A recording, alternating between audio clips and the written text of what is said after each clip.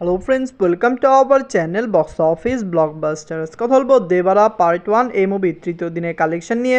কথা বলবো তুফান এই মুভির 105 দিনের কালেকশন নিয়ে। গ্লোবাল সুপারস্টার সাকিব খান স্যারের অভিনীত তুফান ফিল্মটি দর্শকদের মন জয় করলো। বর্তমানে মুভির বক্স অফিস কালেকশন অনেক কমে এসেছে, সামনে আরও কমে আসবে। যদি দরদ রিলিজ হতে পারে, তুফান ওয়াশ আউট হতে পারে, আর যদি চলেও তো কিছু সিঙ্গেল স্ক্রিনে মুভিটি চলতে পারে।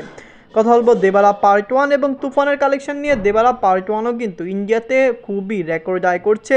মুভিটি 3 দিনেই 300 কোটি রুপি প্লাস বিজনেস করে নিয়েছে। কথা বলবো এই দুই টিমের কালেকশন নিয়ে। ভিডিও ভালো লাগে তো লাইক করবেন, এবং এখন যদি বক্স অফিস ব্লকবাস্টার চ্যানেলটি সাবস্ক্রাইব না করে থাকেন, সবার আগে সকল latest update plus box office collection জানার জন্য আমাদের চ্যানেলটি সাবস্ক্রাইব করে নেবেন। প্রথমত বলবো দেবারা পার্ট 1 নিয়ে বাজেট হলো 300 কোটি রুপি। লিড আপনারা জানেন জুনিয়র এনটিআর স্যার তৃতীয় দিন কমপ্লিট করে নিয়েছে। জুনিয়র এনটিআর স্যার, যাকে আপনারা জানেন ইন্ডিয়ার একজন অনেক বড় সুপারস্টার বলা হয় তেলুগু ইন্ডাস্ট্রির।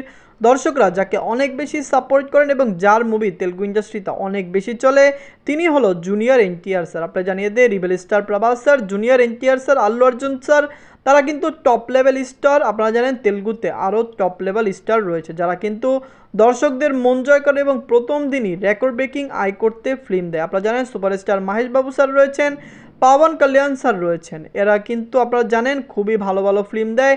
রামচরণ স্যার রয়েছেন যারা দর্শকদের মন জয় করতে পারে। দেবারা পার্ট 1 নিজেদের তৃতীয় দিনে অল ইন্ডিয়া কনস্ট্রাকশন করেছে 70 কোটি রুপি। ওভারসিজ মার্কেট থেকে মুভি আয় করেছে 22 কোটি রুপি। ওয়ার্ল্ড মার্কেট থেকে আয় করেছে 92 কোটি রুপি। টোটাল মে কালেকশন হলো 305 কোটি রুপি। দেবারা পার্ট 1 3 দিনেই 300 কোটি রুপি প্লাস বিজনেস করেছে। আপনারা জানেন 360 কোটি রুপি প্লাস বিজনেস করলেই মুভিটি ক্লিন হিট হয়ে যাবে, যেখানে 500 কোটি প্লাস বিজনেস করলে মুভিটি ব্লকবাস্টার হয়ে যাবে। দেবারা পার্ট 1 এর কালেকশন যেরকম এবং মুভিটি যেরকম আয় করছে, আমরা আশা করছি লাইফ টাইমে মুভিটি 650 কোটি রুপি প্লাস বিজনেস করতে পারে। অবশ্যই দর্শকদের মন জয় করেছে এই ফিল্মটি, দর্শকদের মন জয় করে ভালো কালেকশন এনে দিতে পারে, কারণ সামনেও মুভিটি আরও ভালো আয় করবে।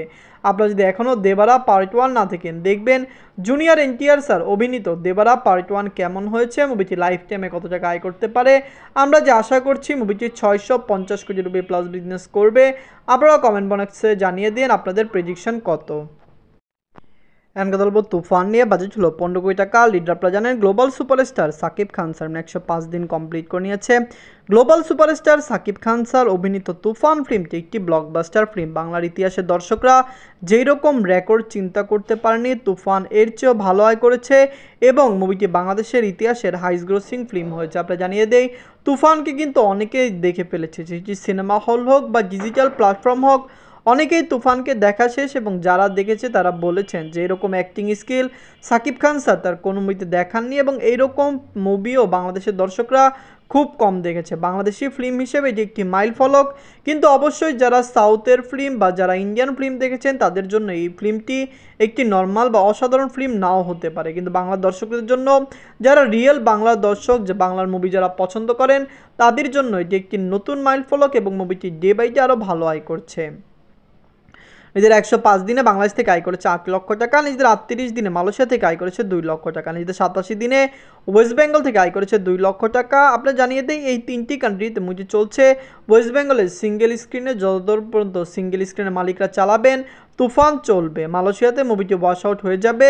বাংলাদেশে দরদ রিলিজ হওয়ার আগে পর্যন্ত তুফান চলবে। দরদ রিলিজ হওয়ার পরে হতে পারে মুভিটি সিঙ্গেল স্ক্রিনে চলতেও পারে আবার নাও চলতে পারে। নিজের 94 দিনে ইউএসএ মার্কেট থেকে আয় করেছে 2 লক্ষ টাকা। ইউকে থেকে আয় করেছে 2 লক্ষ টাকা। জার্মানি থেকে আয় করেছে 1 লক্ষ টাকা। অস্ট্রেলিয়া মার্কেট থেকে মুভিটি আয় করেছে 2 লক্ষ টাকা। এই চারটি কান্ট্রিতে তুফান চলছে। Record breaking collection day by day করে চলছে। ইউএসএর মার্কেটে মুভিটি লং টাইম রান করবে, ইউকেতে লং টাইম রান করবে, জার্মানি থেকে মুভিটি ওয়াশ আউট হতে পারে, যেখানে অস্ট্রেলিয়া মার্কেটে মুভিটি অনেক দিন রান করতে পারে। দরদ রিলিজ হলো অস্ট্রেলিয়া মার্কেটে মুভিটি চলবে, কারণ তুফান অস্ট্রেলিয়া মার্কেটে এখনও ভালো কালেকশন এনে দিয়েছে। নিজের 105 দিনে মুভিটি ওয়ার্ল্ড মার্কেট থেকে আয় করেছে 19 লক্ষ টাকা।